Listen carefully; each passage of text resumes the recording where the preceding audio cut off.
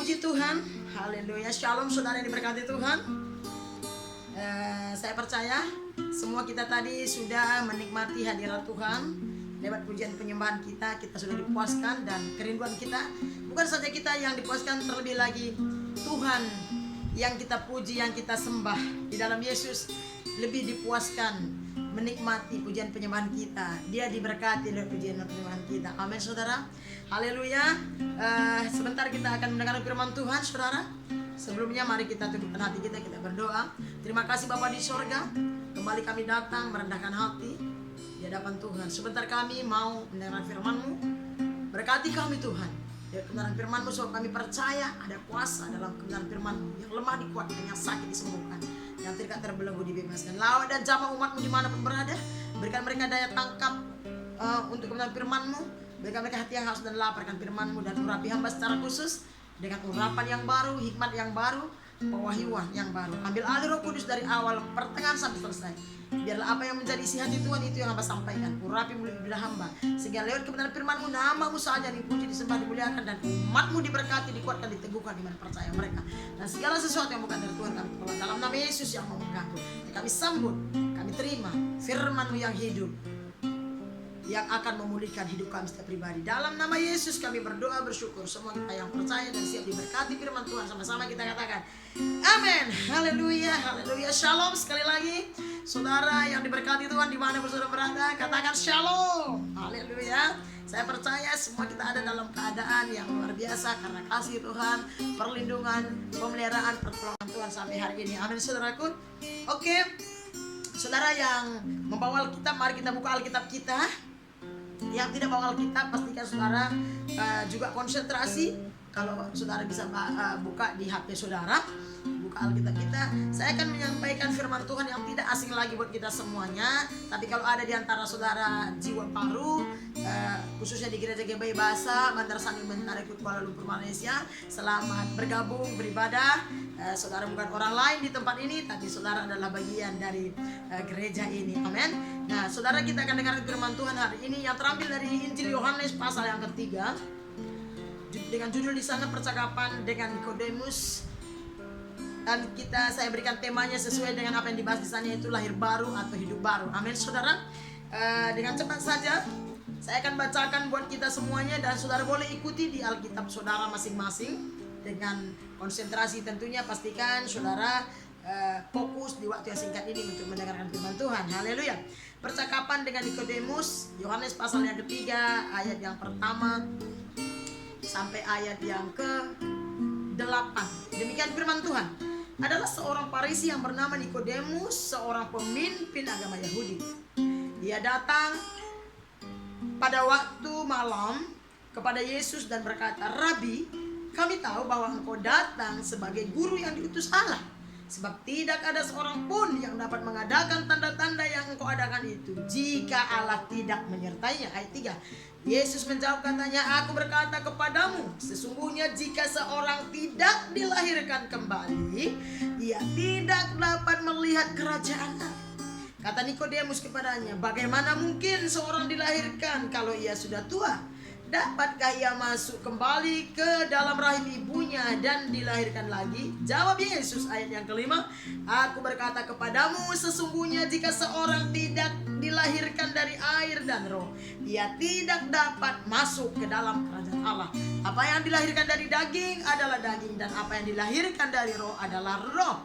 Janganlah engkau heran, karena aku berkata kepadamu, kamu harus dilahirkan kembali." Ayat 8, "Angin bertiup kemana ia mau, dan engkau mendengar bunyinya, tetapi engkau tidak tahu dari mana ia datang atau kemana ia pergi. Demikianlah halnya dengan tiap-tiap orang yang lahir dari roh." Amin saudara. Puji Tuhan, demikian pembacaan firman Tuhan buat kita hari ini. Saudara, mari kita melihat dari ayat per ayat. Saudara, sekali lagi bukan pertama kalinya mungkin saudara dengar, tapi saya percaya kita perlu sering diingatkan atau mengingat kembali kebenaran firman Tuhan bagi kita semuanya, demi kehidupan kita di dalam Tuhan. Amin. Ayat pertama tadi dikatakan, saya berikan sini temanya adalah lahir baru. Nah, ayat pertama tadi dikatakan dikatakan adalah seorang Farisi. Kita semua tahu ya, ahli Taurat, orang Farisi yang bernama, jelas namanya siapa, Nikodemus, seorang pemimpin agama Yahudi. Alkitab mencatat seorang pemimpin agama Yahudi namanya Nikodemus. Satu kali saudara, Nikodemus ini bertemu dengan Yesus. Nah, sebelum kita bahas yang kedua, dikatakan Nikodemus ini seorang ahli Taurat, seorang pemimpin Yahudi. Nikodemus ini seorang Farisi, ahli Taurat atau pakarnya Taurat, begitu kira-kira ya. Dan Nikodemus ini seorang yang berpendidikan tinggi dan pintar lagi, saudara. Dan Nikodemus ini juga seorang pemimpin agama Yahudi waktu itu. Artinya seorang yang tahu banyak hal, namanya seorang pemimpin agama Yahudi itu. Dan dia punya pengaruh, dia seorang yang dihormati dan disegani, dia punya otoritas di bait Allah waktu itu. Itulah yang dikatakan Alkitab di pasal yang ketiga Yohanes ini, dikatakan dia seorang ahli Taurat, seorang yang berpendidikan, berpengaruh, dihormati, dihargai orang. Tapi mari kita melihat ayat yang kedua, dikatakan Nikodemus, ia datang pada waktu malam kepada Yesus dan berkata, dia menjumpai Yesus secara pribadi. Dan dia bilang begini, Rabi atau guru ya, kami tahu bahwa engkau datang sebagai guru yang diutus Allah. Sebab tidak ada seorang pun yang dapat mengadakan tanda-tanda yang engkau adakan itu jika Allah tidak menyertainya. Kita tahu bahwa waktu Yesus ada di muka bumi, saudara, Yesus melakukan banyak mujizat. Yang mati bangkit hidup, ya, dibangkitkan. Yang sakit sembuh, yang terikat kuasa gelap dibebaskan, yang buta melihat, yang lumpuh berjalan dan sebagainya. Dan itu semuanya disaksikan oleh Nikodemus, salah satu dari ahli Taurat, dengan teman-teman mereka. Mereka melihat, dan mereka seorang pakar Taurat, seorang yang tahu tentang janji-janji Allah, tentang kuasa Allah yang hidup yang mereka sembah, itu Allah Israel. Nah, waktu dia datang kepada Yesus, dia bilang, kami tahu. Artinya Nikodemus ini mengetahui betul karena dia memang menyaksikan, dan dia bisa melihat dengan mata jasmaninya sendiri. Bahkan dia bisa menilai sebagaimana dia seorang ahli Taurat, sebagaimana seorang pemimpin agama, bahwa Yesus yang sedang melakukan banyak mujizat, yang sedang membawa kabar baik, yang sedang memberitakan Injil ini waktu itu, saudara, Yesus ini bukan orang biasa yang pernah mereka lihat. Bagi Nikodemus, Yesus ini adalah seorang yang hebat, yang belum pernah seperti dia. Bahkan dia bilang begini, kami tahu bahwa engkau datang sebagai guru yang diutus Allah. Hebat sekali. Dia tahu kalau Yesus ini adalah diutus oleh Allah Sang Pencipta. Kenapa? Sebab tidak ada seorang pun yang bisa mengadakan mujizat atau tanda-tanda yang kau adakan itu jika Allah tidak menyertai. Nikodemus tahu betul, karena dia juga seorang pakar, saudara, bahwa tidak ada orang yang bisa melakukan keajaiban yang begitu spektakuler, membangkitkan orang mati, menyembuhkan orang sakit, mencerahkan mata yang buta dan sebagainya, kalau tidak disertai oleh kuasa Allah yang hidup. Dan dia mengakui itu kepada Yesus. Namun saudara, karena begitu Nikodemus kagum terhadap Yesus ini, sampai dia mendatangi Yesus dan berbicara seperti ini. Dan ayat 3, apa jawaban Yesus terhadap pengakuan dan pujian pengagungan yang diberikan oleh Nikodemus kepada Yesus? Mari kita perhatikan ayat 3, dikatakan begini. Yesus menjawab katanya, aku berkata kepadamu, sesungguhnya jika seorang tidak dilahirkan kembali, ia tidak dapat melihat kerajaan Allah. Saudara, kekaguman Nikodemus, keterharuan pengakuan Nikodemus tentang kedahsyatan Yesus waktu itu, kuasa yang Yesus tunjukkan ya, itu tidak sedikit pun mempengaruhi hati Tuhan. Bahkan yang Tuhan mau sampaikan kepada Nikodemus, dia bilang begini, aku berkata kepadamu, sesungguhnya jika seorang tidak dilahirkan kembali, ia tidak dapat melihat kerajaan Allah. Artinya Yesus sedang memberitahu kepada Nikodemus bahwa ada yang jauh lebih penting dari mujizat yang Nikodemus lihat Yesus kerjakan. Yesus mau beritahu sama Nikodemus, ada yang jauh lebih penting dan lebih bernilai daripada semua keajaiban, mujizat, berkat-berkat yang Yesus lakukan. Walaupun itu semua penting, maka Yesus lakukan. Tapi ada yang jauh lebih penting yang harus saya dan saudara, kita semua, maka termasuk Nikodemus waktu itu, kita ketahui dan kita alami sebagai anak-anak Tuhan, sebagai pengikut Tuhan, sebagai hamba-hamba Tuhan, lebih daripada mujizat. Makanya Yesus berkata, jika engkau tidak dilahirkan kembali, engkau tidak bisa melihat kerajaan Allah. Saudara, kerajaan Allah itu bagi seorang ahli Taurat, sepemahaman saya, sepengertian pengetahuan saya, itu sangat penting. Justru sering sekali kalau kita baca Alkitab bahwa mereka merasa bahwa mereka lah yang mempunyai kerajaan Allah itu. Mereka merasa bahwa mereka betul-betul berhak tentang kerajaan Allah itu. Ya sah-sah saja. Tetapi di kali ini Yesus berkata, sebenarnya Yesus sudah bilang begini sama Nikodemus, kamu jangan terlalu mengagumi soal mujizat keajaiban. Itu perlu, itu penting. Buat Yesus itu bukan sesuatu yang susah dan suka. Tapi Yesus memberitahu ada yang lebih berharga, ada yang lebih penting yang kau ketahui, yang kau harus alami. Bahkan kalau tidak mengalami itu, kamu tidak bisa melihat kerajaan Allah. Ini sesuatu yang sangat tajam buat Nikodemus. Karena Yesus berkata, kalau engkau tidak dilahirkan kembali, kau tidak bisa melihat. Gak usah dulu masuk, lihat saja enggak, kata Tuhan Yesus. Sudah. Ayat 4 dikatakan, kata Nikodemus kepadanya, bagaimanakah mungkin seorang dilahirkan kalau ia sudah tua? Nikodemus berpikir secara manusiawi, secara fisik. Karena mungkin dia melihat dirinya, mungkin salah satu. Dapatkah ia masuk kembali ke dalam rahim ibunya dan dilahirkan kembali? Sangat bertolak belakang dengan pertanyaan dan keinginan tahuan Nikodemus. Apa yang Nikodemus kagumi, akui, bahkan tanyakan tentang Tuhan, itu tidak dijawab oleh Tuhan. Kenapa? Karena Yesus tahu ada yang lebih penting yang Nikodemus harus alami, dan saya dan saudara tentunya. Maka Nikodemus ini bingung dan tidak mengerti dan tidak bisa menangkap maksud Yesus, karena dia pikir dia seorang ahli Taurat. Kita lompat terus langsung ayat yang kelima. Jawab Yesus lagi, aku berkata kepadamu, diulangi lagi. Saudara, saya percaya di Alkitab itu kalau 2 kali disebutkan itu sangat teramat penting. Aku berkata kepadamu, sesungguhnya jika seorang tidak dilahirkan dari air dan roh, ia tidak dapat masuk ke dalam kerajaan Allah. Tadi gak bisa melihat kalau tidak dilahirkan kembali. Sekarang kalau tidak dilahirkan dari air dan roh, sama sebenarnya dilahirkan kembali ya. Saudara, tidak bisa masuk. Tidak bisa masuk ke dalam kerajaan Allah, kata Yesus. Lahir dari air dan roh, artinya itu lahir baru bisa masuk surga. Apa itu lahir dari air dan roh? Kita percaya firman Tuhan itu selalu dilambangkan dengan air, ya, yang membersihkan, menyucikan gitu. Pokoknya sejenis itu, menerangi gitu, membaharui gitu. Roh itu saya percaya itu bicara tentang hadirat Allah. Jadi Yesus bilang seperti ini sebenarnya. Kalau engkau tidak dilahirkan atau tidak dilahirkan dari firman, tidak dibaharui dari firman, kalau engkau tidak tertanam dalam firman, kalau engkau tidak diubahkan oleh firman, kalau engkau tidak diubahkan, dibaharui dari hari ke hari, baik oleh kebenaran firman, perenungan, pembacaan firman Tuhan, dan lewat doa, persekutuan intim dengan Tuhan, yaitu dari roh, engkau tidak bisa masuk kerajaan surga. Kenapa Yesus sangat-sangat menekankan tentang kerajaan surga? Karena Yesus, Tuhan kita, dia tidak mau satu orang pun di antara manusia terhilang dari hadapannya. Dia mau semua umat manusia itu kembali bersama-sama dengan dia, karena dia yang menciptakan, dia yang mempunyai umat manusia itu.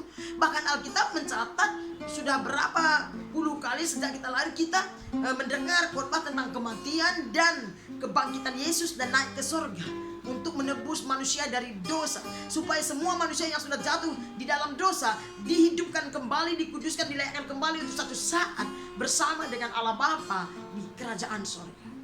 Yesus sangat mementingkan ini.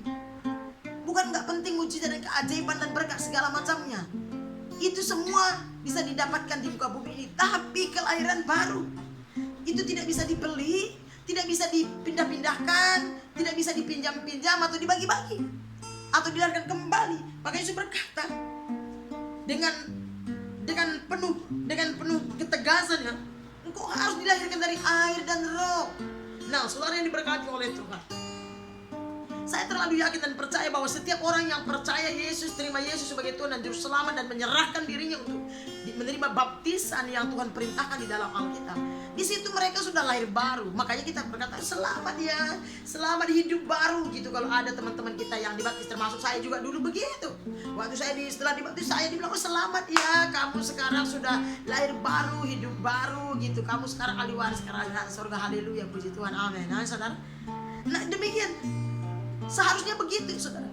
Tapi saudara, setelah kita terima Yesus, dibaptis, ada banyak kali kita sebagai anak Tuhan tidak bertumbuh, tidak dibaharui dari hari ke hari. Bahkan ada setelah dibaptis terima Yesus, saudara, kembali ke dunia. Bahkan ada juga yang murtad.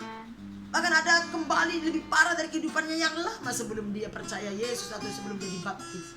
Oleh karena itu, saudara, Yesus sebenarnya mau tekankan, firman Tuhan mau tekankan bahwa lahir baru itu bukan sekedar jadi Kristen atau percaya Yesus atau rajin ke gereja. Ya, lahir baru itu tidak sekedar Kristen, oh saya percaya Yesus, rajin gereja, bahkan pelayanan, dibaptis dan semuanya.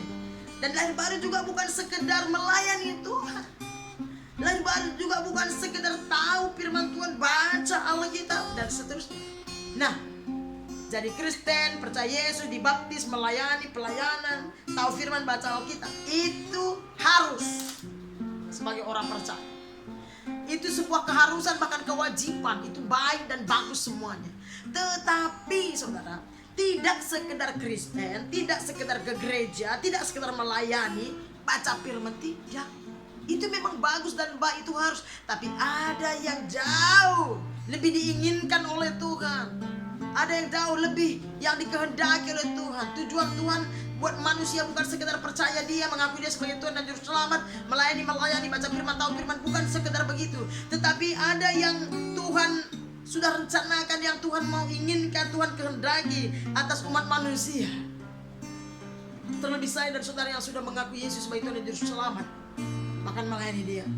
Yaitu apa? Lahir baru, hidup baru, atau dilahirkan kembali. Makanya dia berkata kepada Nikodemus. Kita tahu Nikodemus pasti sangat-sangat tahu tentang cara-cara ibadah, liturgi ibadah. Dan kita juga percaya sebagai ahli Taurat, sebagai pemimpin agama Yahudi waktu itu, sebagai orang yang berotoritas, punya pengaruh di bait Allah. Pasti dia berkhotbah, pasti dia tahu firman Tuhan, pasti dia tahu cara-cara melayani Tuhan, pasti dia rajin, bahkan berpuas. Tapi Yesus berkata waktu dia menemui Yesus, kalau engkau tidak dilahirkan kembali, jangankan masuk surga, melihat pun kau tidak boleh. Jadi apa yang dimaksud Tuhan menyampaikan hal ini kepada Nikodemus, sang pemimpin agama. Oleh karena itu jangan kita, saya percaya tidak ada di antara kita semuanya saudara, jangan kita sangat membanggakan diri kalau kita sudah jadi Kristen gitu ya kan. Ya bagus sih, saya bangga menjadi orang Kristen, ya kan. Tapi jangan kita bangga kita cuma Kristen, ada KTP Kristen gitu ya, pandai nyanyi, rajin gereja, melayani gitu. Mungkin kita dengar firman, tapi tidak ada yang namanya perubahan dan pembaharuan hidup. Jadi lahir baru atau dilahirkan kembali yang dimaksud Tuhan di sini, yang saya mengerti dan pahami, adalah perubahan hidup, pembaharuan hidup, saudara. Makanya Alkitab kita juga tidak satu lembar. Ada banyak yang harus kita baca, renungkan dari hari ke hari, dan kita pelajari, serta kita berusaha semaksimal mungkin untuk mengerjakan firman Tuhan sebagai anak-anak Tuhan. Lahir baru itu maksudnya adalah sebuah pertobatan yang sungguh-sungguh di hadapan Allah. Lahir baru itu adalah sebuah perubahan hidup, mengalami perubahan hidup, pembaharuan demi pembaharuan dari hari ke hari sampai Yesus menjemput saya dan saudara. Dan perubahan pembaharuan ini tidak bisa kita kerjakan sendiri. Nomor satu, kita harus percaya kepada firman, dan kita terima firmannya, dan kita mau diubah dan dibaharui. Mari kita melihat soal perubahan dan pembaharuan ini di dalam 2 Korintus 5 ayat 17. Saudara, kita mencatat bilang bagaimana? Siapa yang ada di dalam Kristus, ia adalah ciptaan baru. Yang lama sudah berlalu, yang baru sudah datang.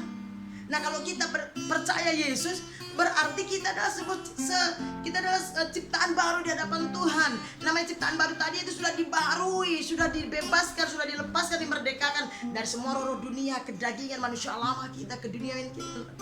Maka Yesus bilang, dia adalah ciptaan baru, yang lama sudah berlalu, yang baru sudah datang. Dan kita lihat juga di Efesus, saudara. Mari kita lihat ya sebentar. itu lahir baru. Kitab Efesus pasal yang keempat. Saudara boleh lihat dalam kitab saudara juga. Mari kita lihat. Efesus pasal yang keempat ayat yang ke 22 sampai 24. Judulnya saja pun di atas adalah manusia baru. Ayat 2 Efesus pasal yang keempat ayat 22 sampai 24. Demikian firman Tuhan, yaitu bahwa kamu berhubung dengan kehidupan kamu yang dahulu harus menanggalkan manusia lama yang menemui kebinasaannya oleh nafsunya yang menyesatkan, supaya kamu dibaharui di dalam roh dan pikiran. Saudara, setelah kita terima Yesus sebagai Tuhan dan Juru Selamat, kita harus dibaharui, kata Alkitab, menanggalkan manusia lama dan menjadi manusia baru. Dibaharui dalam roh dan pikiran kita, bukan dengan yang dari dunia. Kita dibaharui lewat kebenaran firman Tuhan. Makanya tadi dikatakan, jika engkau tidak dilahirkan dari air dan roh. Artinya bagaimana caranya supaya kita dilahirkan dari air dan roh, saudaraku? Lewat pembacaan, perenungan, pendengaran akan firman Tuhan setiap hari. Sebagaimana mestinya kita juga bangun setiap hari, makan minum setiap hari, bekerja setiap hari, beraktivitas setiap hari. Demikian juga kita seharusnya setiap hari kita harus dibaharui oleh firman Tuhan lewat perenungan, pembacaan firman Tuhan, lewat dengar khotbah, lewat persekutuan-persekutuan doa, lewat hubungan intim kita dengan Tuhan, lewat doa-doa pujian penyembahan kita dengan Tuhan. Maka kita akan dibaharui roh dan pikiran kita. Saya yakin dan percaya, saya juga alami, semakin saya merenungkan firman Tuhan siang dan malam, semakin saya membaca firman Tuhan dengan hati yang sungguh-sungguh, maka pikiran saya semakin dibaharui, pikiran saya semakin dewasa, hati saya semakin dewasa, saya makin sabar, saudara. Saya semakin dimampukan. Oleh karena itu dikatakan tadi di Efesus tadi, ya, ini maksudnya lahir baru.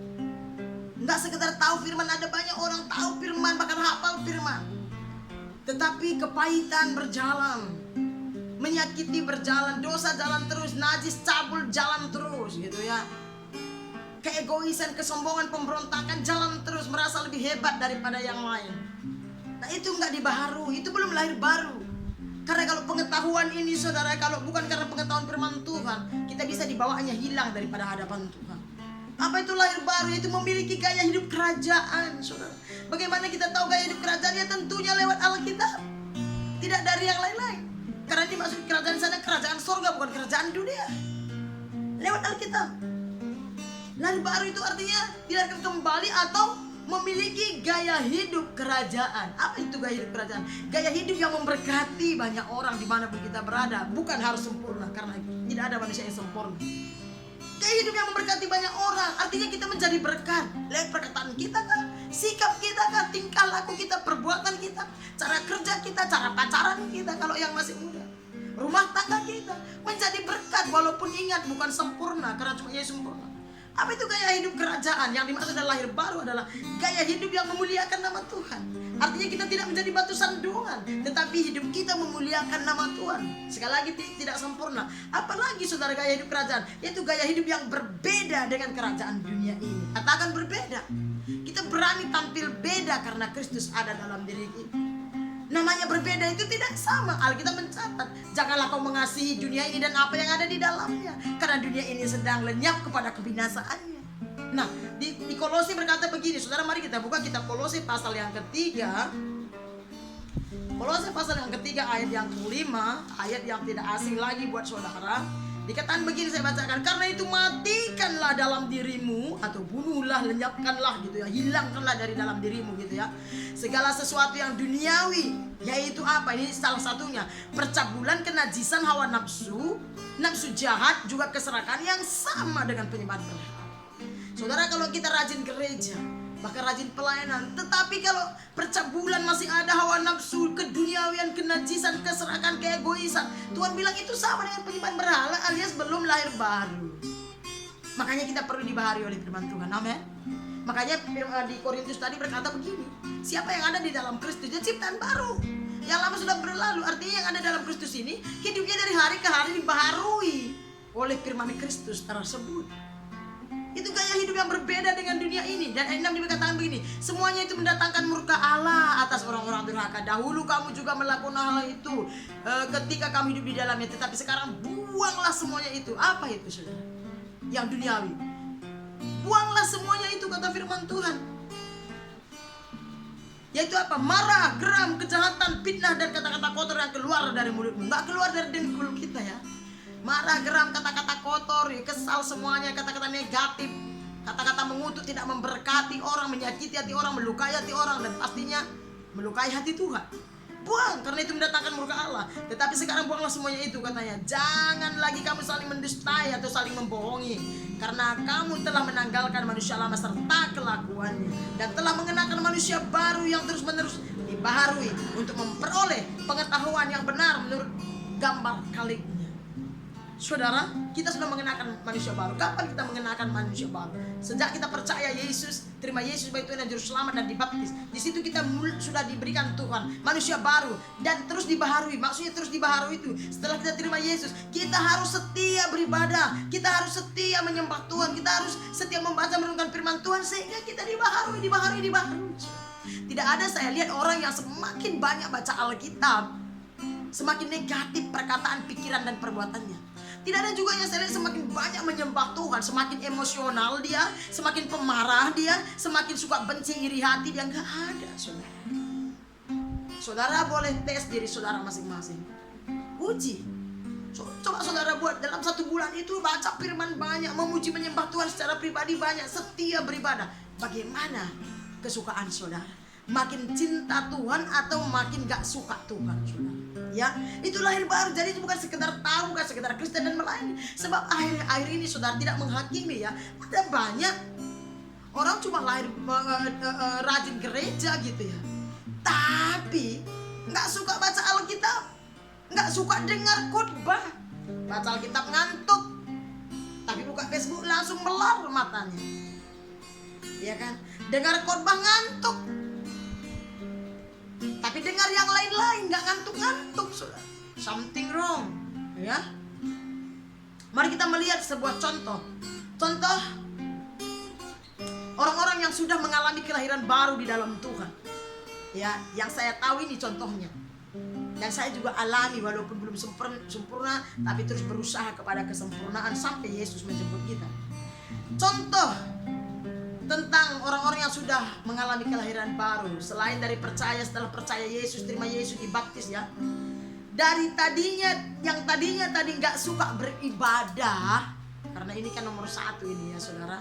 Kalau orang Kristen dia beribadahnya ke gereja, kalau orang Islam dia ibadahnya kemana? Ke masjid. Kalau orang Buddha ibadahnya ke kelenteng, kalau orang Hindu ibadahnya kemana? Ke kuil gitu, dan seterusnya. Jadi kalau kita orang Kristen, orang percaya kepada Tuhan, membuktikan bahwa kita sudah terima Yesus, percaya Yesus, sudah menerima baptisan air yang dilakukan di gereja masing-masing ya. Nih contoh orang-orang yang sudah lahir baru, simple. Tadinya dia nggak suka beribadah kepada Tuhan kalau dia orang Kristen. Sekarang dia suka ibadah, itu lahir baru. Salah satu. Kedua, tadinya dia nggak suka baca Alkitab, tadinya sukanya baca novel, komik, dan koran dan sebagainya. Nggak salah baca itu ala kadarnya, tapi jangan cuma itu dibaca ya. Tadinya nggak suka baca Alkitab, nggak suka baca buku rohani, sekarang jadi suka. Itu sudah lahir baru. Suka mendengar firman Tuhan. Kita melihat kitab Lukas, Injil Lukas ya. Sebentar, kita melihat satu contoh. Lukas pasal yang ke-10, salah satu contoh saja saudara. Lukas pasal yang ke-10 ayat 38, ini pasal perikop yang sangat terkenal bagi anak-anak Tuhan. Cerita tentang Maria dan Marta. Ketika Yesus datang, ayat 38 mulai. Ketika Yesus datang dan murid-muridnya dalam perjalanan, tibalah ia di sebuah kampung. Seorang perempuan yang bernama Marta menerima dia di rumahnya. Perempuan itu mempunyai seorang saudara dan bernama Maria. Maria itu duduk dekat di kaki Tuhan dan terus mendengarkan perkataan Tuhan. Saudara, lompat ya. Sedang ayat 41, tetapi Tuhan menjawabnya ke Marta, katanya, Marta, engkau khawatir dan menyusahkan diri dengan banyak perkara, tetapi hanya satu yang penting, kata Yesus pada Marta waktu itu. Dan saya tahu Maria pasti di sana. Hanya satu yang penting, artinya yang paling penting, yang perlu, yaitu apa? Maria telah memilih bagian yang terbaik, yang tidak akan diambil darinya. Yaitu apa? Maria suka dengar firman. Dia duduk di bawah kaki Tuhan, mendengarkan Tuhan berbicara. Itu bisa berbicara lewat pembacaan kita firman Tuhan. Kita baca firman dan kita berdoa di kaki Tuhan. Kita menyembah memuji nama Tuhan. Itulah ciri-ciri orang yang lahir baru, yang tadinya nggak suka berdoa.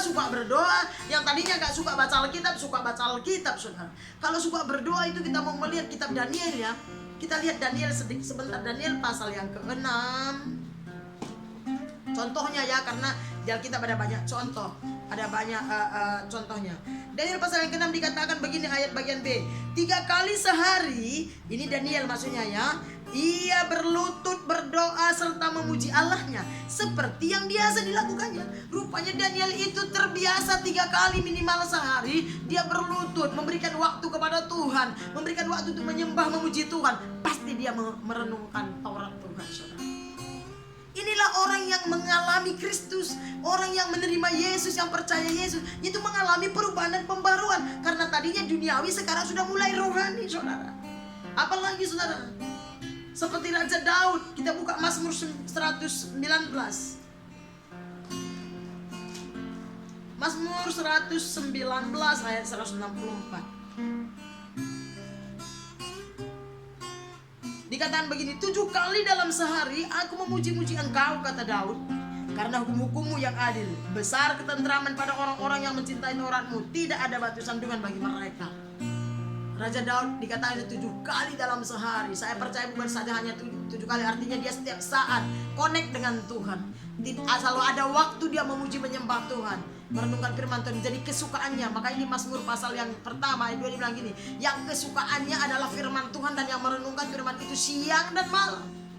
Nah, jadi kesukaan kita mulai berbeda setelah kita terima Yesus sebagai Tuhan. Tapi kalau setelah kita percaya Yesus, terima Yesus sebagai Tuhan dan Juru Selamat, tapi kesukaan kita tidak bedanya dengan orang-orang yang tidak percaya Yesus, dengan orang-orang dunia, saudara. Nah, ada sesuatu yang salah.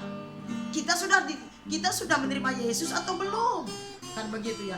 Apalagi contoh-contohnya, suka bersaksi, saudara, dan menjadi saksi. Saya melihat ada banyak orang Kristen juga suka bersaksi tapi tidak menjadi saksi.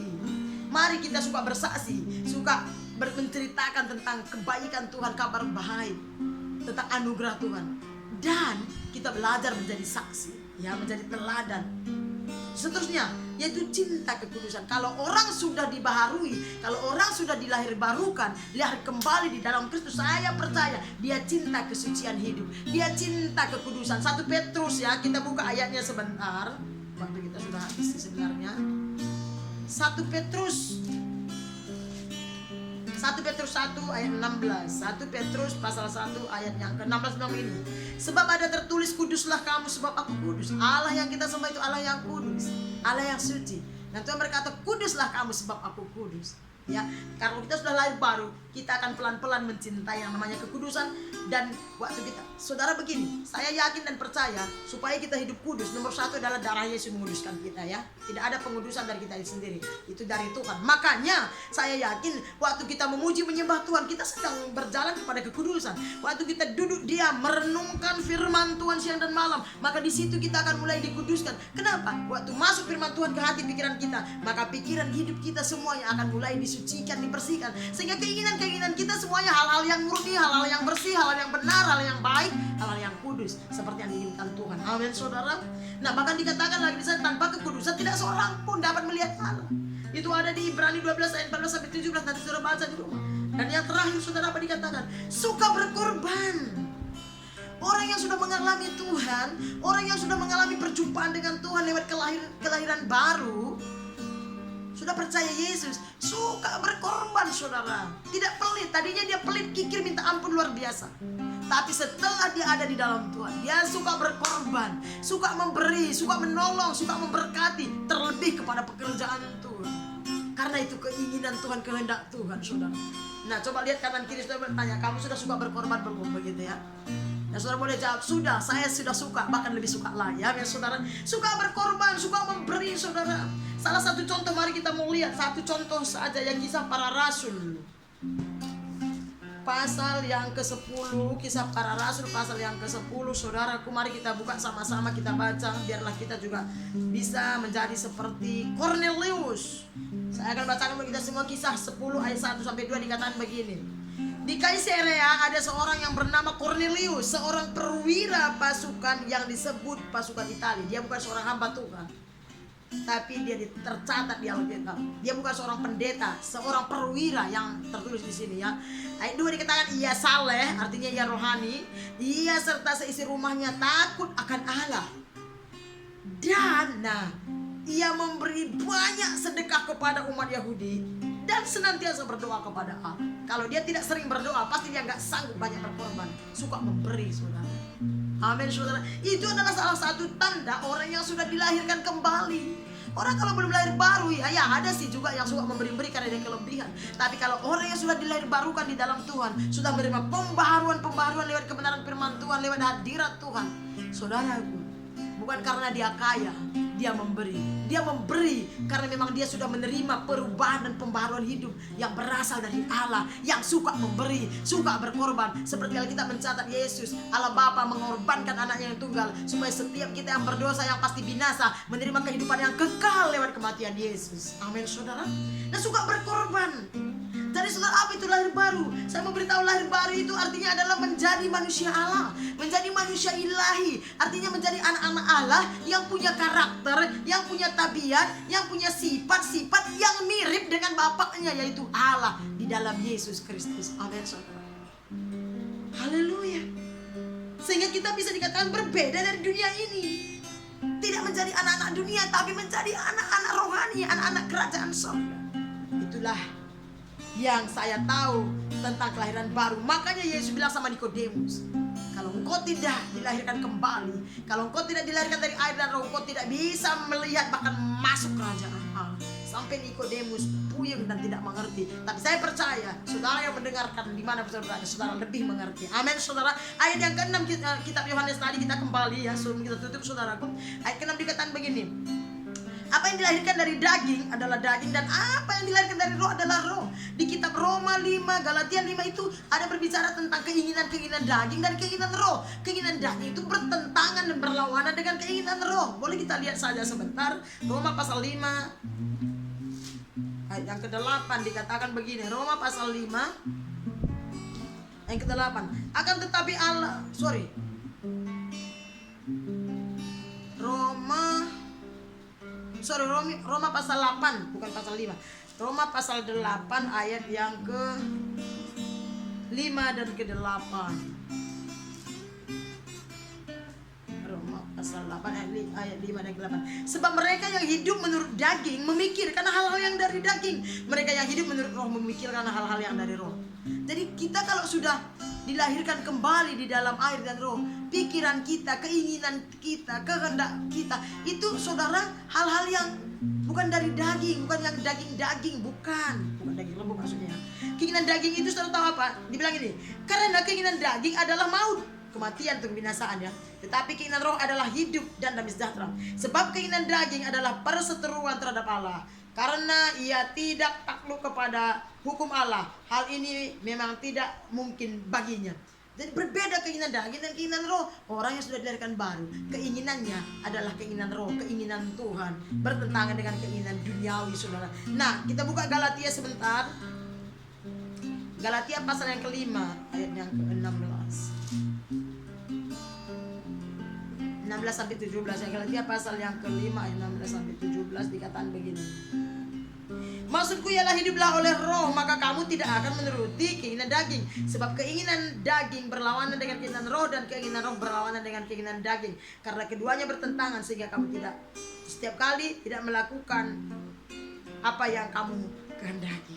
Saudara, di pasal yang ke-3 tadi Injil Yohanes, apa yang dilahirkan dari daging adalah daging, dan apa yang dilahirkan dari roh adalah roh. Artinya, kalau kita tidak dilahirkan kembali di dalam air dan firman, atau air dan roh itu firman Tuhan, dan lewat hubungan kita dengan Tuhan, saudara, maka kita, keinginan kita akan keinginan daging, dan kita tidak melihat kerajaan Allah, baik di bumi ini maupun di kerajaan surga nanti. Apa itu kerajaan Allah di bumi ini? Di bumi ini kerajaan Allah itu berbicara soal damai sejahtera, kebenaran, dan sukacita. Kita akan mengalami yang namanya sukacita, damai sejahtera dari Allah kalau kita keinginan kita adalah keinginan roh. Janganlah engkau heran, ayat 7 dikatakan, karena aku berkata kepadamu, kamu harus dilahirkan kembali, kata Yesus. Wow.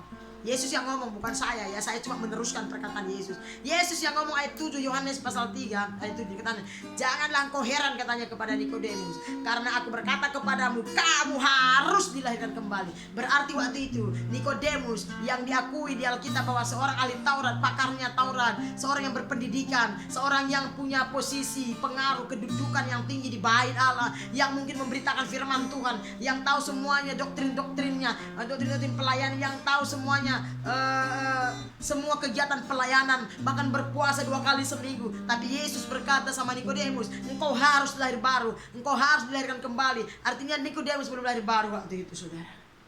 Karena kalau tidak, engkau tidak akan masuk dalam kerajaan Allah, kata firman Tuhan. Kata itu. Ayat 8 terakhir dikatakan begini, angin bertiup kemana ia mau, dan engkau mendengar bunyinya, tetapi engkau tidak tahu dari mana ia datang atau kemana ia pergi. Demikianlah halnya dengan tiap-tiap orang yang lahir dari roh. Artinya begini ya, yang saya pahami, kita tidak akan tahu sebanyak apapun kita baca firman, rajin gereja, itu semuanya bagus, harus ya saudara. Tapi sebanyak apapun kita ibadah, melayani, kalau kita tidak lahir baru betul-betul di dalam Tuhan, tidak dilahirkan kembali dalam Tuhan, kita tidak tahu rasanya apa itu lahir baru. Kalau kita tidak sungguh-sungguh bertobat di dalam Tuhan ya, sebagai anak Tuhan, kita tidak akan pernah mengalami yang namanya kelahiran baru.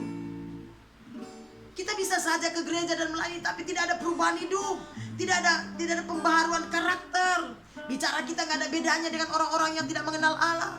Cara pikir kita tidak ada bedanya. Tingkah laku kita, cara pacaran, cara kerja kita tidak ada bedanya dengan orang-orang yang sudah lahir baru. Kalau tadinya dia suka mencuri, sekarang tidak suka memberkati, saudara. Kalau tadinya dia suka cabul, sekarang dia suka hidup kudus. Kalau tadinya dia suka kepahitan, sekarang dia suka mengampuni. Itulah ciri-ciri orang yang lahir baru. Amin, saudara. Menjadi manusia ilahi atau menjadi manusia Allah, yaitu memiliki karakter, memiliki sifat tabiat hidup, gaya hidup seperti Yesus hidup di bumi ini. Penuh kasih, penuh sukacita, suka menolong, memberkati, suka berkorban, setia kepada Allah, tidak sekedar ibadah. Saya berdoa dan saya percaya semua saudara yang mendengarkannya bukan sekedar Kristen, bukan sekedar melayani, tapi saudara mengasihi Tuhan, saudara menikmati Tuhan, saudara mengalami Tuhan, sehingga hidup saudara seperti Tuhan. Amin, saudara. Demikian saja firman Tuhan yang boleh saya sampaikan hari ini, saudaraku.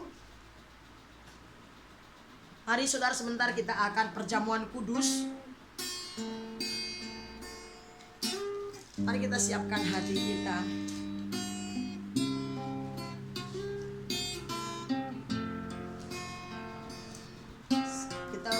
Akan lihat Alkitab kita. Saudara, semua pelayan perjamuan kudus, mari siapkan roti dan anggur.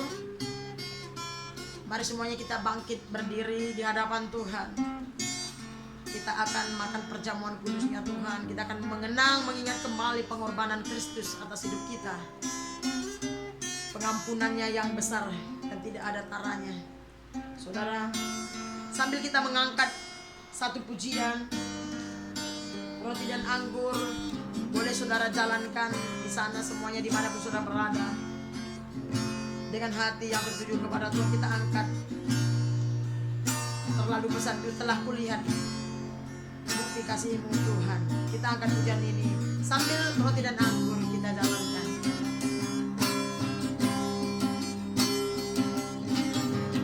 Telah kulihat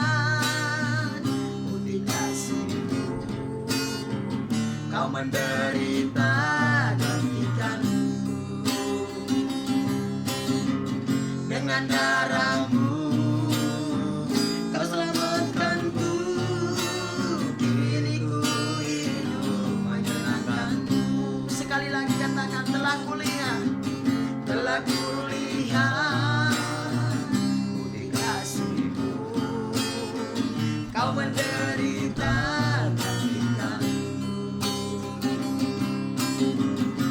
darah-Mu, Kau selamatkanku,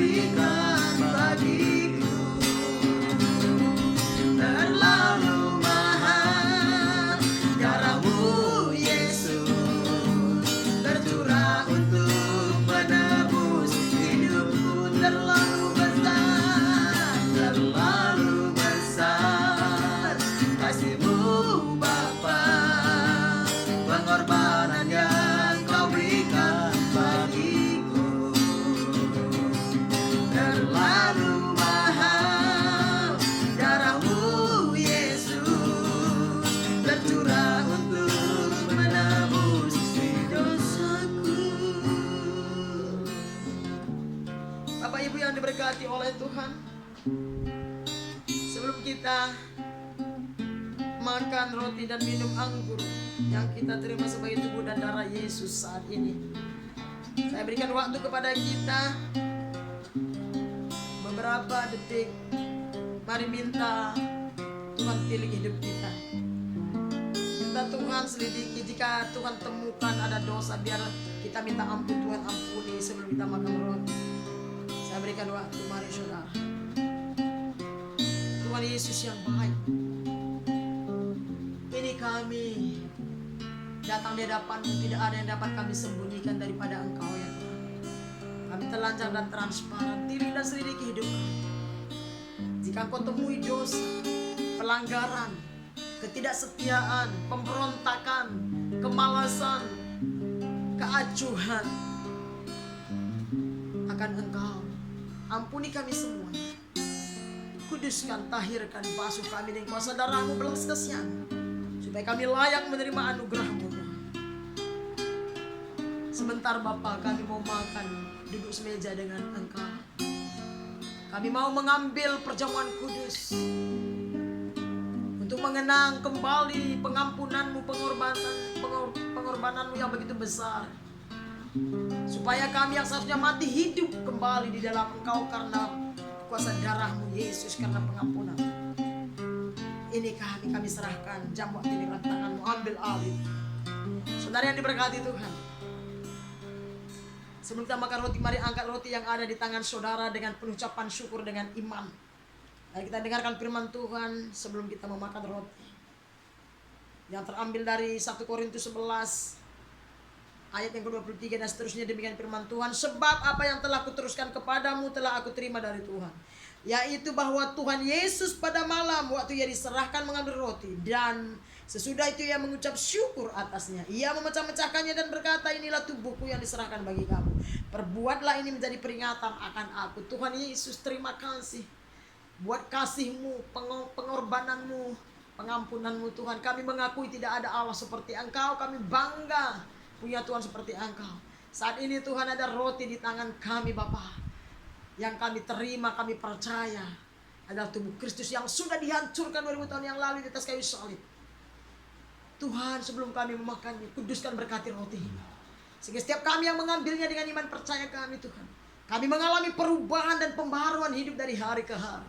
Waktu kami memakan roti ini Tuhan, kami tahu Tuhan ada dalam kami dan kami ada dalam Tuhan. Kami menerima kekuatan, kami menerima segala keberadaan Tuhan atas hidup kami, karena kami percaya sesuai janji firman-Mu. Berkati, kuduskan firman roti ini. Dalam nama Tuhan Yesus kami bersyukur. Semua kita yang percaya, mari kita makan sama-sama dalam nama Yesus.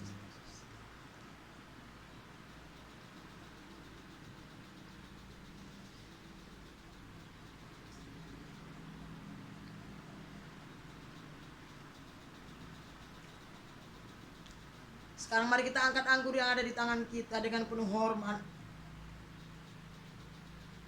Dengan pengucapan syukur kita dengarkan firman Tuhan. Demikian juga ia mengambil cawan sesudah makan, lalu berkata, cawan ini adalah perjanjian baru yang dimeteraikan oleh darahku. Perbuatlah ini setiap kali kamu meminumnya menjadi peringatan akan aku. Sebab setiap kali kamu makan roti ini dan minum cawan ini, kamu memberitakan kematian Tuhan sampai ia datang. Tuhan Yesus, terima kasih buat pengorbanan-Mu. Di atas kayu salib Kau rela mati, disalibkan, tergantung antara langit dan bumi, dan menumpahkan semua darah-Mu yang segar, supaya setiap kami yang seharusnya tergantung, terkutuk di atas kayu salib dan mati binasa, menerima kehidupan yang kekal, kelepasan, kemerdekaan dalam Engkau. Terima kasih Tuhan, kami bersyukur, kami memuji, menyembah-Mu. Kami percaya Yesus, Engkau-lah Tuhan kami, satu-satunya Allah, Juru Selamat hidup kami, penebus dosa kami Tuhan. Terima kasih Bapa buat putra-Mu yang tunggal yang Kau serahkan bagi kami. Kuduskan, berkati anggur ini Tuhan, sehingga setiap kami yang mengambilnya, meminumnya dengan iman percaya kami, yang lemah akan dikuatkan hari ini, yang sakit sembuh dalam nama Yesus, yang terikat terbelenggu dibebaskan, yang bersusah hati dihiburkan, yang miskin Kau perkaya Tuhan Yesus, yang mati rohani Kau bangkitkan, yang jahat Kau bawa kembali, yang berdosa Kau kuduskan dan Kau ampuni. Terima kasih Bapa, terpuji nama-Mu. Kami terima dengan pengucapan syukur dalam nama Yesus Kristus Tuhan kami. Semua kita yang percaya, mari sama-sama kita minum dalam nama Yesus.